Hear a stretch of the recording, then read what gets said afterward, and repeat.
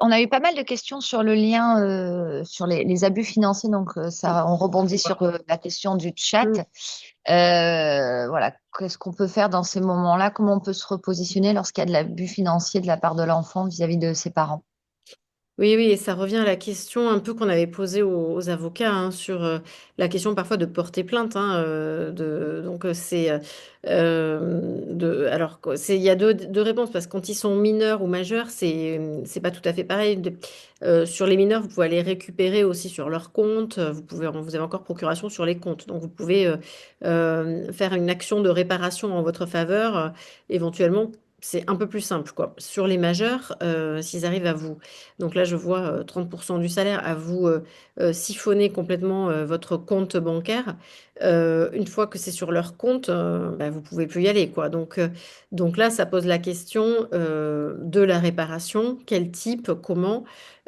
Si vous vous sentez voler, alors je pense notamment, alors là, on sort un peu du cadre des enfants à comportement tyrannique, mais des enfants qui ont des consommations qui leur coûtent cher, par exemple, et des parents qui disent, bah, on planque tout, sinon on se fait voler dans le sac, dans le portefeuille, etc. Donc des familles où vraiment le vol, ça devient leur peur principale. Donc dans ces situations-là, je pense que ça reste pour moi du recours aussi de la justice, ou en tout cas c'est quelque chose qui peut être expliqué à l'enfant.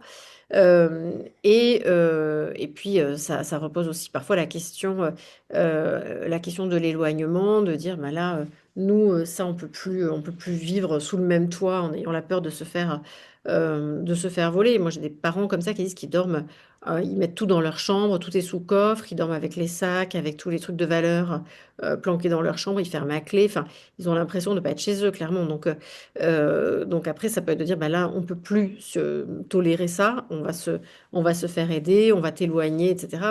Ou voilà, la cause aussi, parfois, c'est les consommations. Hein. Donc ça, on revient à comment on accompagne les jeunes avec des problèmes d'addiction quand ils sont surendettés par rapport à ça. Mais la question de l'aide, soit par les associations de consommateurs, soit par la police et tout ça, ça peut faire partie des stratégies que vous aurez à mettre en place. Mais c'est pas Bon, c'est pas tout le temps. Et quand ils sont mineurs, en général, c'est pas si grave. On arrive à récupérer ou à dire, bon, ben ça, je te le déduirai de tel truc, de ton argent de poche, de ton cadeau, de ton machin, de ton compte Kid. Je vais récupérer telle somme. Bon, quand ils sont majeurs, c'est une autre affaire. Et je vous avoue que là, je suis moins à l'aise parce que je connais moins tous les rouages juridiques sur ce qu'on peut récupérer ou pas, quoi.